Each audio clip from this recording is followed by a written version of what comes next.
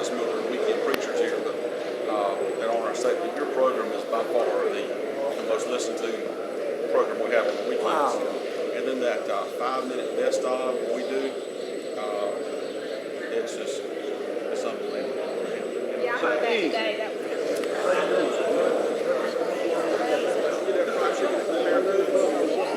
I have to tell you, Good this to see is you. just the biggest treat. Nice to meet you. You pray for me that I did not know about government. No government. We had an issue with family pitched in, the neighbors helped out, the church would help out.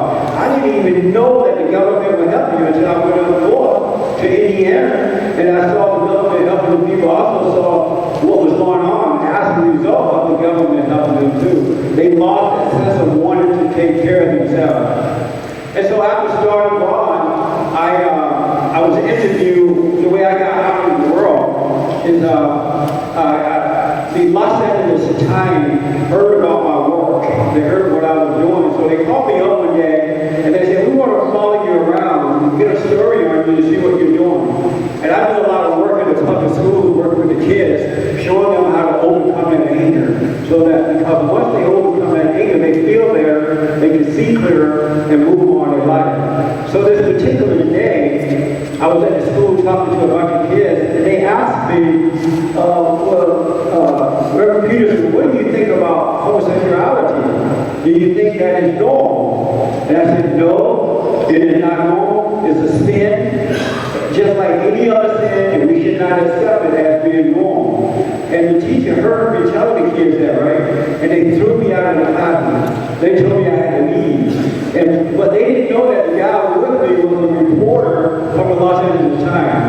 And so they threw me out and brought in a gay guy, a homosexual guy, to teach the kid that it was normal, that was fine. But the LA Times did a major story on this, and when that happened, everything opened up for me.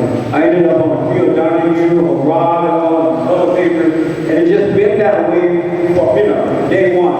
And the thing I love about that, I have to say, I did not grow up thinking that I was going to do what I do today. Not at all. I didn't think I was going to be a preacher. I didn't think I was going to be out fighting in this manner. But it's so natural, and I love it.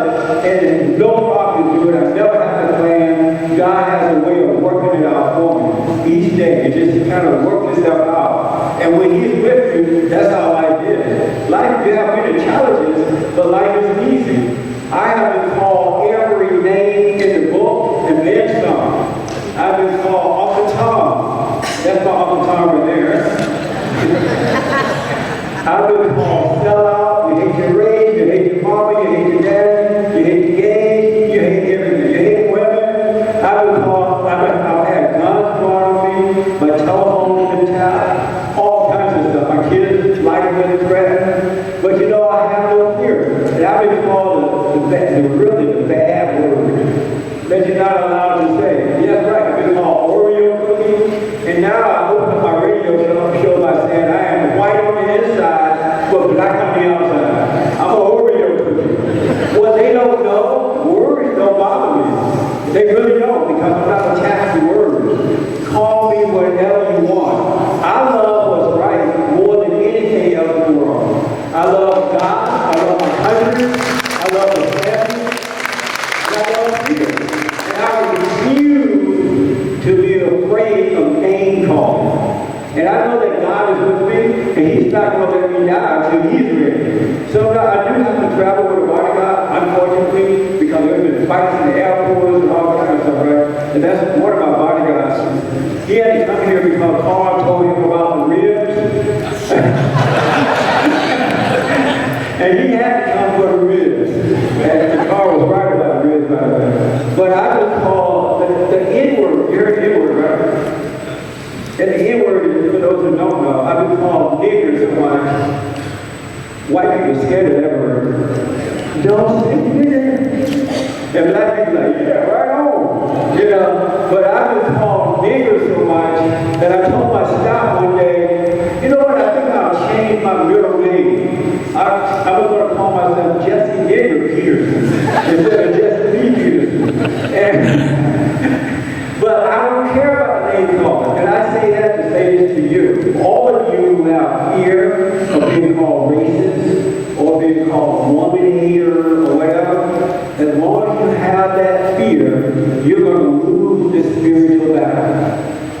absolutely going to lose. What you have to realize that the children of the lie do not have God on their side. They only have intimidation. And if they can intimidate you, they can control you. But if they can't intimidate you, they have no power at all. So if you learn not to give in to that, we can save America today. But you got to do it. Okay.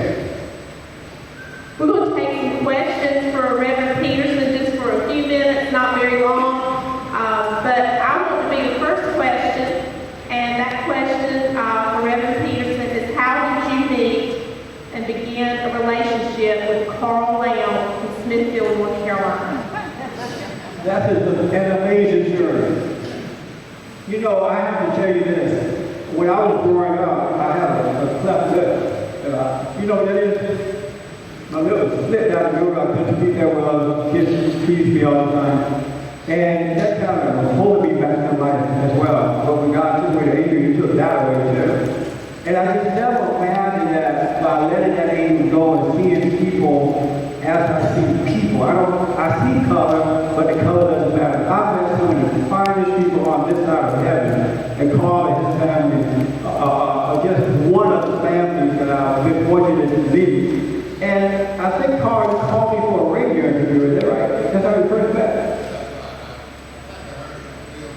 Oh, yeah.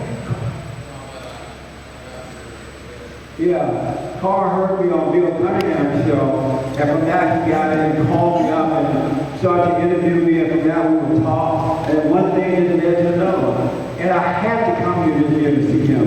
I feel like Carl is my daddy, or granddad or something. I don't take that, I just don't take it lightly, and I don't take it for granted. And I always tell myself, just imagine what would have happened had you still had that anger in your heart toward your fellow man. I would have never met Carl. You know what I'm saying? Because he was white and I would have had that anger. But because I don't have it anymore, he's blessed me with this. I absolutely appreciate it. And the thing I love about him, he tells the truth. He's from old school. He doesn't care what you think. Whether you like it or not, he'll just tell the truth. And that's what we need. It's the truth that makes us free, not the lie. And that's how I met him, and I'm going to hold on to it for the rest of my life. They think he's the guy because Obama made put him on the U.S. Supreme Court as a candidate in the U.S. Supreme Court. I don't know, but something is behind it. Everything that Obama does is political. So let's keep our eyes open. Let's unite together. And I want you to get over fear of how many of you are afraid to tell black people the truth. We only have 100 fans here. Well, get over that because black Americans need to hear the truth. Just tell them the truth, and when they get mad, just look at them very honestly and let them be mad. But tell the truth because they're not getting it in their home, they're not getting it in school, they're not getting it in churches. So you got to start doing it. I have to do it. Other black people have to do it. Believe me, as a black person, when I tell them the truth, they don't just say, oh, thank you, Jesse, I appreciate it. But if I don't get angry back at them, they have to look at themselves, and that helps them to overcome. But start telling the truth and forgive them when they get mad. That makes sense? Yeah. They got to hear it. So don't just tell the truth the way you would on time.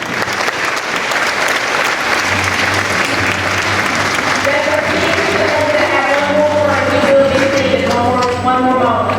I just want to quickly say, this is take a minute. I want you to know this because I'm a witness to it. I used to be a weak man.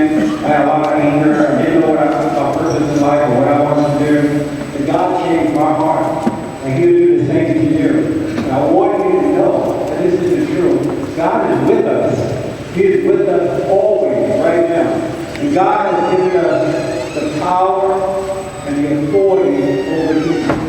So we got to start using it. We got to recognize that and start using it in our daily lives, all right? This is the greatest country in the world. Everybody and their mama is trying to come here. We can't get illegal out of anybody. So we need to appreciate what God has done for us. And we need to take a stand and start fighting back with that power in us. And God said for us to stand, stand, stand. And when we've done all we can do today, He wants us to stand some more. So let's stand for this country and let's stand for the family, all right? Thank you again. God bless you.